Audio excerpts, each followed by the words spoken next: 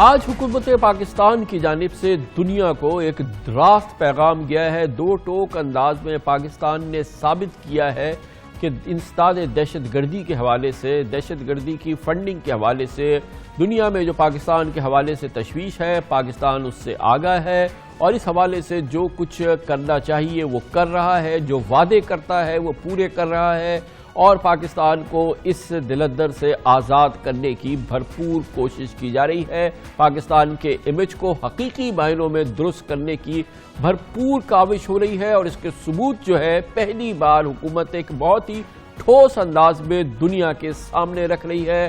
بہت important timing ہے۔ پاکستان کا معاملہ، پاکستان اس وقت گرے لسٹ میں ہے فائنینشیل ایکشن ٹاسک فورس کی، نازک معاملہ ہے۔ پاکستان اس سے پہلے یہ سمجھا جا رہا تھا کہ گرے لسٹ سے شاید بلیک لسٹ نہ ہو جائے، اور بلیک لسٹ خدا نخواستہ ہوتا تو پاکستان کے لیے، معیشت کے لیے بہت ہی آفت والی سچویشن ہو جاتی۔ لیکن نہ صرف یہ کہ وہ خطرہ ٹل چکا ہے، آج پاکستان نے اس سلسلے میں جو اقدامات کیے ہیں یقیناً اس کے بہت ہی دور رس اور بہت ہی مثبت نتائج سامنے آئیں گے، کیونکہ اسی ہفتے میں 16 تاریخ کو پیرس میں FATF کا ایک بہت اہم اجلاس ہو رہا ہے جہاں پاکستان کے حوالے سے اہم فیصلوں کی توقع ہے۔ اس سب کی بنیاد اور پس منظر میں آج جو سب سے اہم فیصلہ ہوا ہے، جو سب سے اہم میسج دنیا کو گیا ہے، وہ گیا ہے لاہور کی انسداد دہشت گردی کی عدالت کی جانب سے، جس نے کالعدم جماعت الدعویٰ کے سربراہ حافظ محمد سعید کو دہشت گردوں کی مالی معاونت کے 2 مقدمات میں مجموعی طور پر 11 سال قید کی سزا سنائی۔ خصوصی عدالت نے دونوں مقدمات میں جناب حافظ سعید کو الگ الگ 5.5 برس کی سزا سنائی، جبکہ ان پر جرمانہ بھی عائد کیا گیا ہے۔ یاد رہے جولائی 2019 میں جماعت الدعویٰ کے سربراہ حافظ سعید سمیت صف اول کے 13 رہنماؤں کے خلاف مقدمات درج ہوئے تھے۔ حافظ سعید کو پنجاب کے شہر گجرانوالے سے 17 جولائی 2019 کو گرفتار کیا گیا تھا۔ ان کے خلاف کیسز CTD پنجاب پولیس نے اور گجرانوالہ میں درج کرائے تھے۔ دونوں کیسز کے ٹرائل کے دوران عدالت میں 23 گواہان کے بیانات قلم ہوئے، بھرپور مقدمہ چلا اور جس کے بعد یہ آج سزا سنائی گئی۔ فلاحی اداروں سے اکٹھا ہونے والی رقم اور فنڈز کو جماعت الدعویٰ نے دہشت گردی کی مالی معاونت کے لیے استعمال کیا، یہ الزام تھا، اور یہ بھی تھا کہ جن اداروں کو بنانے کا حافظ سعید پر الزام ہے ان میں دعوت الارشاد ٹرسٹ، معاذ بن جبل ٹرسٹ، الانفال ٹرسٹ، الحمد ٹرسٹ، المدینہ فاؤنڈیشن ٹرسٹ۔ گویا کہ یہ وہ ٹرسٹ ہیں یا نام ہیں جن کو کہ دنیا یہ کہتی تھی کہ یہ دراصل ایک بار ایک تنظیم جو ہے وہ پرسکرائب ہو جاتی ہے، اس میں پابندی لگا دی جاتی ہے، وہ دوسرے ناموں سے سامنے آ جاتی ہے۔ لیکن اب حکومت نے اپنا مقدمہ لڑا اور عدالت سے جناب حافظ سعید کو اس حوالے سے سزا ہو گئی ہے۔ CTD کا موقف رہا کہ ان تنظیموں نے یہ اثاثہ جات مختلف غیر سرکاری تنظیموں یا فلاحی اداروں کے نام سے بنائے اور چلائے۔ یاد رہے کہ فائنینشیل ایکشن ٹاسک فورس کا پاکستان سے سب سے اہم مطالبہ یہ تھا کہ وہ دہشت گردی کے لیے مالی معاونت اور منی لانڈرنگ جیسے اقدامات کے خلاف کارروائی کرے، اور اس کے بعد قانون نافذ کرنے والے اداروں نے جماعت الدعوہ، فلاح انسانیت فاؤنڈیشن اور دیگر تمام کالعدم تنظیموں کے خلاف تیز کارروائیاں کی، ان کے کارکنوں کو گرفتار کیا۔ اس دوران کالعدم تنظیموں کے 200 سے زائد مدرسوں کو، دیگر عمارتوں کو، اثاثوں کو حکومت نے ضبط کیا۔ یہ سب کچھ ہوا ہے، اور کل ہی ایک سینٹ نے ترمیم کے بعد FATF کے حوالے سے 2 اہم قوانین بھی بنائے۔ اینٹی منی لانڈرنگ بل سامنے آیا ہے، فارن ایکسچینج ریگولیشن کے نئے قوانین بنے ہیں۔ یہ سب کچھ بہت تیزی سے ہوا ہے۔ یہ دونوں بل قومی اسمبلی نے 30 ستمبر کو منظور کر لیے تھے اور اب یہ سینٹ سے منظور ہو گئے ہیں۔ اب منی لانڈرنگ کے مرتکب افراد کو 1 سے 10 سال کی سزا ہوگی، ان کے اوپر 50 لاکھ کا جرمانہ بھی ہوگا، جائیداد بھی ان کی ضبط کر لی جائے گی، اور اب اسٹیٹ بینک کا مالیاتی انٹیلیجنس یونٹ یعنی FMU مشکوک ٹرانزیکشن کی بھرپور تحقیقات کرے گا۔ بینک مشکوک لین دین کی رپورٹ درج کرنے کے پابند ہوں گے، اور ایسا نہ کرنے پر متعلقہ افراد کو 5 سال قید اور 5 لاکھ روپے جرمانہ ہوگا۔ گویا کہ پاکستان نے ایک بھرپور پیکج جو ہے وہ تیار کیا ہے، اس پہ عمل کیا ہے اور اس کی ٹھوس شواہد پیش کیے ہیں۔ مگر سب سے بڑا قدم آج یہ عدالتی فیصلہ ہے۔ اس کی مزید تفصیلات ہمیں دیں گے محمد اشفاق، ہمارے کورسپونڈنٹ موجود ہیں۔ اشفاق صاحب بتائیے گا، یہ بہت ہی طویل مقدمہ چلا ہے اور یہ حافظ سعید اور ان کے تمام ساتھیوں کو سزا ہوئی ہے، یہ بہت ہی اس میں کافی بحث ہوئی اور کافی انٹینس رہا یہ مقدمہ۔ شکریہ کامران صاحب. بالکل یہ مقدمہ لاہور کی انسداد دہشت گردی کی خصوصی عدالت میں چلا، جہاں پر انسداد دہشت گردی کی خصوصی عدالت کے جج ارشد حسین بھٹا نے اس مقدمے پر پوری کارروائی مکمل کرنے کے بعد آج فیصلہ سناتے ہوئے حافظ محمد سعید کو غیر قانونی طور پر فنڈ ریزنگ کرنے اور ان فنڈنگ کے جو پیسے تھے وہ دہشت گردوں کی مالی معاونت کرنے کے الزام میں انہیں 11 سال کی مجموعی طور پر سزا سنائی گئی، اور ان کے دست راز ظفر اقبال کو بھی 11 سال قید بامشقت کی سزا سنائی گئی. آج جب انسداد دہشت گردی کی خصوصی عدالت میں سزا کا فیصلہ سنایا جا رہا تھا تو اس موقع پر حافظ محمد سعید کمرہ عدالت میں موجود تھے. ان کے جو دست راز تھے ظفر اقبال وہ بھی کمرہ عدالت میں موجود تھے. جیسے ہی عدالت نے حافظ محمد سعید کو 11 سال قید بامشقت کی سزا سنائی تو انہیں کمرہ عدالت سے ہی گرفتار کر لیا گیا. حالانکہ وہ پہلے بھی گرفتار تھے، لیکن آج انہیں سزا سنانے کے بعد باقاعدہ گرفتار کر کے یہاں سے جیل منتقل کر دیا گیا.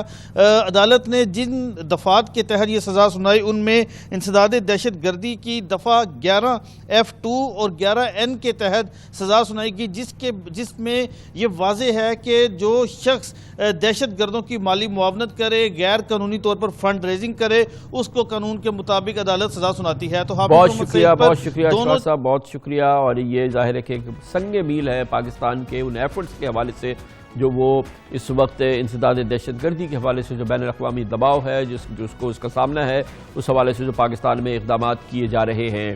اس موضوع پہ بات کرتے ہیں. اس کے لیے ہمیں جوائن کر رہے ہیں، ایک اہم ڈیولپمنٹ ہوئی ہے. جناب حماد اظہر وفاقی وزیر برائے اقتصادی امور پاکستان کی اس ٹیم کو لیڈ کر رہے ہیں جو FATF میں پاکستان کا کیس پلیڈ کر رہا ہے.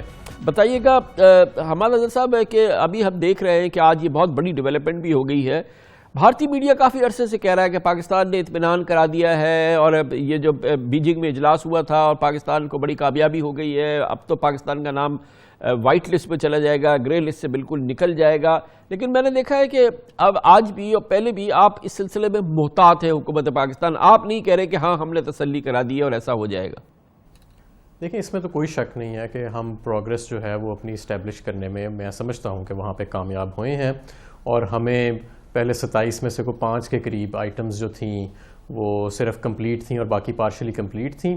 اور میں سمجھتا ہوں کہ اس مرتبہ ہمیں امید ہے کہ ہم اکثریت جو میجورٹی اپنی ہماری ایکشن آئٹمز ہیں اس پہ ہم اپنی کمپلیشن ظاہر کرنے میں کامیاب ہوئے ہیں. لیکن بہرحال جب یہ سامنے جو اگلی پلینری آئے گی اس کے اوپر ہی جو ممبرز کامنٹس دیں گے اور جو فیصلہ ہوئے گا وہی حتمی ہوئے گا. لیکن اس میں کوئی شک نہیں ہے کہ میں سمجھتا ہوں کہ جو انڈیا نے اور ہندوستان نے ہمیں آئسولیٹ کرنے کی اور اس ٹیکنیکل فورم کو FATF کو پولیٹیسائز کرنے کی جو ایک ایفرٹ کی ہے اس کو ہم نے بے نقاب کیا ہے. اور میں سمجھتا ہوں کہ جو عالمی دنیا ہے اس میں بھی انڈیا نے اپنی پوزیشن کو FATF کے پلیٹ فارم کے ذریعے انڈرمائن کیا ہے، اور پاکستان نے تمام ایک ٹرانسپیرنٹ طریقے سے ساری ریاست نے اکٹھے ہو کے، سارے اداروں نے اکٹھے ہو کے ایک کنسرٹڈ ایفرٹ کی ہے. اور ہم نے یہ دکھایا ہے کہ البتہ کہ ٹائم بڑا کم تھا اور وقت بھی بہت ہمیں کم دیا گیا اور چیلنج بہت بڑا تھا، لیکن ہم یہ جو ملک ہے اس میں بڑا ریزیلینس ہے اور ہم پرفارم یہ تمام چیزیں. اس کے بعد آج ہی ہماری انسداد دہشت گردی کی عدالت نے حافظ سعید صاحب کو سزا دے دی ہے. ہمارے قانون پارلیمنٹ سے آج سینٹ سے منظور ہو گیا ہے. منی لانڈرنگ بل، فارن ایکسچینج ریگولیشن ایکٹ ہے، بھرپور قانون سازی بھی ہو گئی ہے. اب تو ہم نے مکمل تسلی کرا دی ہوگی. یہ تو ساری تسلی ہو گئی نا، یا اس سے بھی زیادہ کچھ تسلی کی ضرورت ہے FATF کی؟ بالکل اس میں کوئی شک نہیں ہے کہ یہ پاکستان نے پوری دنیا کو دکھایا ہے کہ اگر ماضی میں پاکستان FATF کے پلیٹ فارم کے اوپر پرفارم نہیں کر سکا تو پچھلے کم از کم 15 ماہ کے اندر تو ہم نے ایک سی چینج دنیا کو دکھایا ہے. پاکستان نے ہم نے اداروں کو آن بورڈ لے کے کمیٹی در کمیٹی بنا کے اور ایک سیپریٹ FATF سیکریٹریٹ بنا ہوا ہے. تمام گورنمنٹ ایجنسیز، ملٹری کی، انٹیلیجنس کی، فورن سروس کی، FBI، state bank of Pakistan, SECP اور فائنانس، یہ تمام نے مل کے ایک کنسرٹڈ ایفرٹ کی ہے. اور میں سمجھتا ہوں کہ ہم اپنی ایک اچھی پروگریس اسٹیبلش کرنے میں کامیاب ہوئے ہیں. کب پاکستان گرے لسٹ سے نکلے گا یہ سوال سب کے لبوں پر ہے، لیکن کچھ کہنا ابھی قبل از وقت ہے، کیونکہ یہ بہت سارے ممالک جو اس کے اندر گرے لسٹ میں آتے ہیں وہ کئی سالوں تک پھر گرے لسٹ میں رہتے ہیں، اور جب تک ان کا ایکشن پلان مکمل نہ ہو تو وہ باہر نہیں نکلتے. لیکن میں سمجھتا ہوں کہ ہم نے ایک اچھی پروگرس ضرور شو کی ہے، اور ایک ہمیں کافی زیادہ ایکشن پلان کی کمپلیشن انشاءاللہ اس مرتبہ یہ ساری ہو بھی گئی ہیں. یہ فرمائیے اب کیا یہ 16 تاریخ کو پیرس میں میٹنگ ہے، وہاں پہ کیا ہوگا؟ جب ہم بیجنگ میں گئے تھے تو ہماری جو ہم نے رپورٹ پیش کی تھی اس کے نتیجے میں سوال جواب ہوئے تھے، اور ٹیکنیکل ڈیٹا جو تھا وہ پریزنٹ کیا گیا، ہم نے اپنے کیس کا دفاع کیا. اب وہ جو اسیسرز تھے وہ ایک رپورٹ انہوں نے مرتب کی ہے، وہ رپورٹ فیٹف کے ممبرز کے آگے رکھیں گے، اور فیٹف کے ممبرز اس رپورٹ کی روشنی میں پاکستان کے کیس کے اوپر کوئی فیصلہ دیں گے فروری کے اندر. اور اس کے بعد اگلی جو ہماری ٹائم لائن ہے وہ جون کی ہے، کہ جون میں یہ عمل جو ہے وہ ہر کوارٹر یہ عمل جو ہے وہ ریپیٹ ہوتا ہے، تقریباً سال میں 3 دفعہ یہ ریپیٹ ہوتا ہے. تو جون میں دوبارہ جو ہے وہ ہمیں کہا جائے گا کہ اپنی مزید پروگرس جو ہے وہ دکھائیں.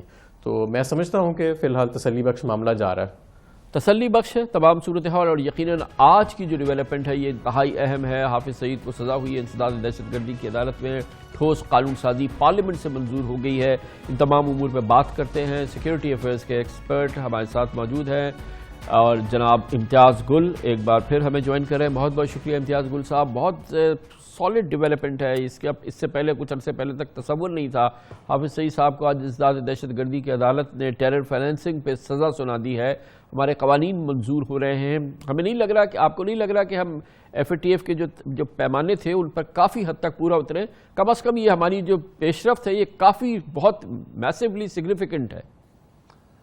میرا خیال ہے پاکستان کا اس وقت جو جدوجہد ہے فائنینشیل ایکشن ٹاسک فورس کے ساتھ، اس میں یہ ایک چینج میکر کی حیثیت رکھتی ہے. یہ کنوکشن جس انداز میں 11 ستمبر کو ان کو چارج شیٹ کیا گیا، اور جس طرح پھر ایلس ویلز جو امریکہ کی نائب وزیر خارجہ ہیں انہوں نے اس کا خیر مقدم کیا، اور جس طرح یہ 2 مہینے کے اندر اندر تقریباً اس مقدمے کا فیصلہ ہو گیا، تو یہ ایک دنیا کو دکھانے کے لیے میں سمجھتا ہوں بہت ایک اچھا پیمانہ ہے کہ پاکستان نے بھلے وہ دباؤ کے تحت کیا، لیکن جون 2018 سے جس انداز میں ایکشن پلان پہ عمل درآمد ہو رہا تھا وہ رفتہ رفتہ اس میں انتہائی بہتری آئی ہے.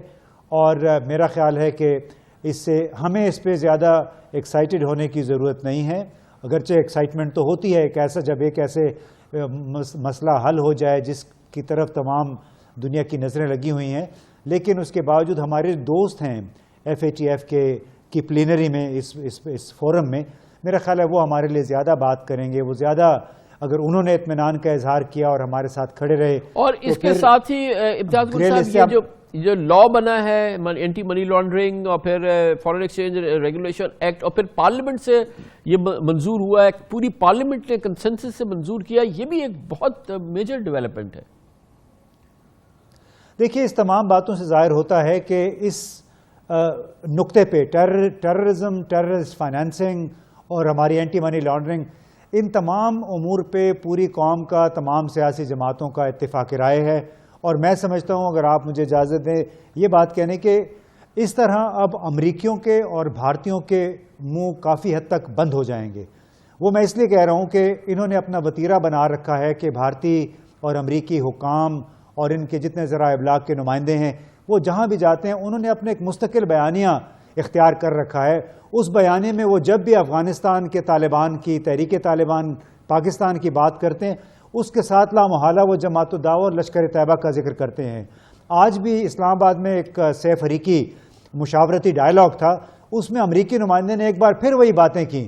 اس میں جہاں پہ افغان طالبان کی بات ہو رہی ہے اس میں ساتھ میں لشکر طیبہ کا ذکر وہ لے آئے. تو جب باقاعدہ ایک ہم ڈیمانسٹریبل کام کریں گے، یعنی حافظ سعید صاحب جنہوں نے کبھی دلی کے لال قلعے پہ جھنڈا لہرانے کا بھی عزم کا اظہار کیا تھا اور بہت سارے اس معاملات میں ان پہ الزامات تھے، اگر ان کی کنوکشن ہو گئی، ان کو سزا ہو جاتی ہے، اس پہ عمل درآمد بھی ہوتا ہے، تو تمام اعتراض کرنے والے اور خاص طور پہ امریکی اور بھارتی جو ہیں ان کے منہ ضرور بند ہوں گے. ایک ہے نا بڑی چھلانگ ہے، ایک لیپ ہے پاکستان کے امیج کے حوالے سے. جو ایلیگیشنز ہیں حافظ سعید صاحب پہ اس کی جو بھی میرٹ ہے، لیکن اس ملک کو سروائیو کرنے کے لیے، اپنے امیج کو بہتر کرنے کے لیے، گرے لسٹ اور بلیک لسٹ اور ان چیزوں سے بچنے کے لیے یہ جو میسج ہم نے دیا ہے پچھلے 1-2 مہینے کے اندر، یہ تو بہت پازیٹیو چیز ہے نا سر. جی بلا شبہ میری ایک دو سفیروں سے بھی، غیر ملکی سفیروں سے بھی بات ہوئی، جاپان کے جو سفارتی نمائندوں سے بات ہوئی، تو انہوں نے کہا کہ آپ کو اس میں زیادہ پریشانی نہیں ہونی چاہیے. خود جاپان جو کہ تکنیکی اور مالیاتی طور پہ سسٹمز کے حساب سے بڑا ترقی یافتہ ملک ہے، خود وہاں پہ کافی عرصے تک یہ مسئلہ رہا اور پھر ان کو 3-4 سال لگے اس میں سے نکلنے کے. ملائیشیا کو یہ سامنا کرنا پڑا تھا. اور ایک لحاظ سے جس کو کہتے ہیں بلیسنگ ان ڈسگائز، یہ اچھا ہوتا ہے کہ جب ایک ملک اگر ریڈار پہ آ جاتا ہے تو اس میں پھر اس کے اندر کے جو سسٹمز ہیں وہ ضرور بہتر ہونا شروع ہو جاتے ہیں. ہم امید یہ کریں گے کہ FATF کی اب توجہ ہمارے اڑوس پڑوس دوسرے ممالک پہ بھی جائے گی جہاں پہ بہت ساری بلیک اور گرے منی ہے لیکن اس طرف کوئی توجہ نہیں دیتا، اور بے شمار امریکہ اور یورپ کے علاقوں سے وہاں پہ لوگوں نے اپنے پیسے سرمایہ کاری میں لگائے بہت ہوئے بہت ہیں. شکریہ، بہت شکریہ جناب امتیاز گل ہمارے ساتھ موجود تھے.